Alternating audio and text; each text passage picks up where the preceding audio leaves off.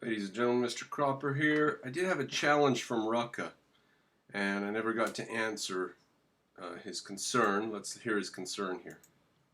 Yeah, I mean, like I guess let's see let's see you pwn. I know you did that thing about Sam Harris a little while ago. I haven't actually watched that yet, but I was glad to see that because he's sort of seen as like an alternative to the new left. He's sort of maybe more of an old lefty.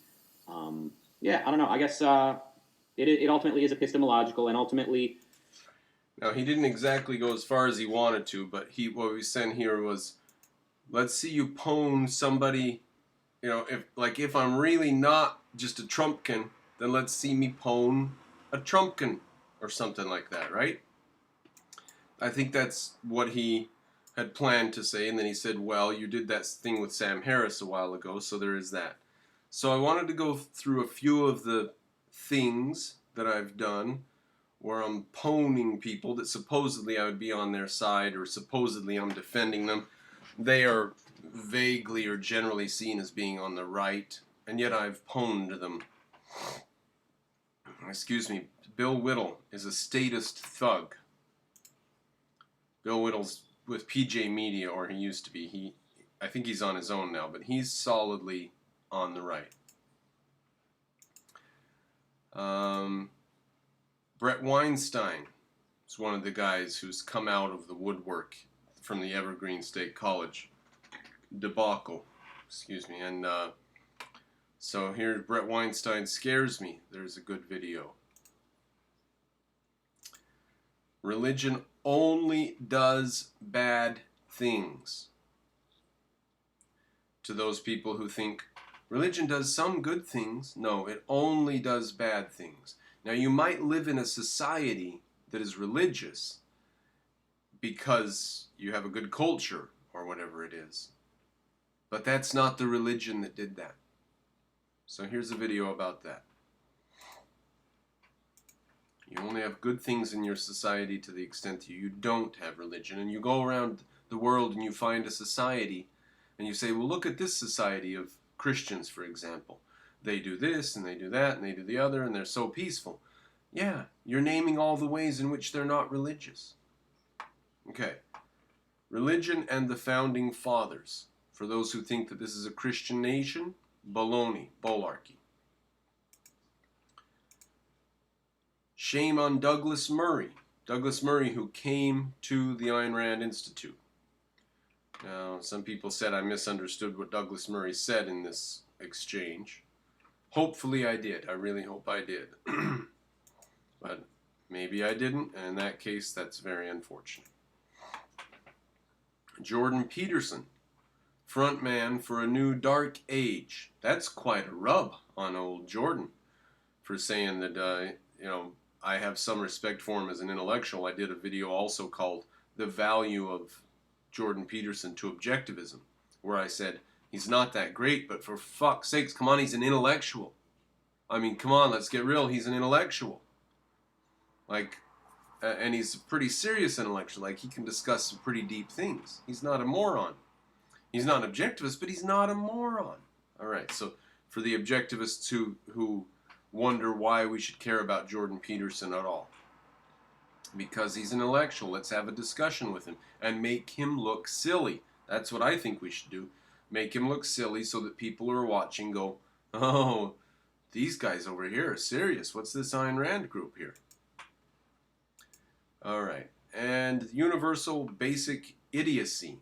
Because there are some people on the right who are talking about universal basic income. And that's because they've come from the left. They've been pushed out of the left. So I'm attacking them. Is there more? Jordan Peterson is wrong about monopolies. Boy, it just keeps going. Jordan Peterson is not correct about monopolies. There's that one. Okay, I think that's the end of it. I went through my, like the last 8 or 10 months of my channel, and that's what I came up with for anti-right, or whatever the alt-right is, that's anti-alt-right. I keep wanting to do videos against Trump. The red flag laws, I might do a video against Trump, but the hilarious thing about that is as soon as he said, okay, we can consider red flag laws, he immediately started saying in public who should be red flagged. Upstanding Democrats. So I don't think the red flag laws are going to go anywhere, because the Democrats now are immediately saying you can't use them for that kind of stuff. And Trump's proving, yeah, we can and we will. And that's exactly what they'll be used for. Okay, so I can't even troll him on red Trump laws. I can't do anything on red flag laws. Orange Trump laws. I was getting all worked up about the tariffs thing. And I was going to do a free trade tariffs thing. But I couldn't bring myself to do it, because I know the history of tariffs in the United States. And I know the difference between a free economy and an unfree economy.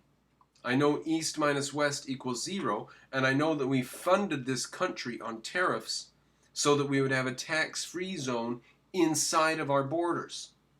A zero tax, because the power to tax is the power to destroy. So the Founding Fathers did not give the power to tax within our borders. Amazing. So I can't question Trump's tariff moves, because I know too much about the history of tariffs. I know free trade's better. Better for who? In this case, just for China. Anyway, now I'm off on that. Okay. So there you are, Rucka. Challenge accepted and completed. I attack the right for their religion. I attack them for their attack on monopolies, their false attacks on monopolies. I attack them for their basic idiocy, things like universal basic income and myths and religions and stuff. So I'm on course with that. But in spite of all that, I still can't find much to attack about Trump. He's just wonderful. There we go. Mr. Cropper appreciates patrionization. That's what I'm looking for. I appreciate if you're a patriot for the United States of America as well. And if you are, please support Mr. Cropper. I'm going to be doing more and more interviews, possibly debates and discussions.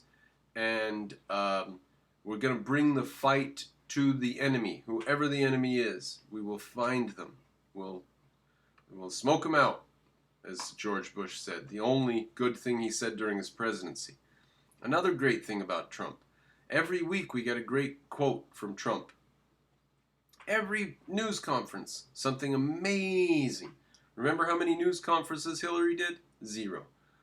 Right? But Trump always with the amazing news conferences. George Bush, in power for 8 years. The only good thing he ever said was, you're either with us or against us. We're going to go after the terrorists. I mean, that was like his only good sentence of his entire presidency. So another good thing about Trump. Yeah, I'm trying to attack Trump, but I can't find anything to attack about him. And yet I keep hearing the leftists attack him. And the obleftivists. Like Yaron Brooks saying Trump needs to stand up morally for the Hong Kongese, and Trump's a villain for putting on tariffs. Make up your mind.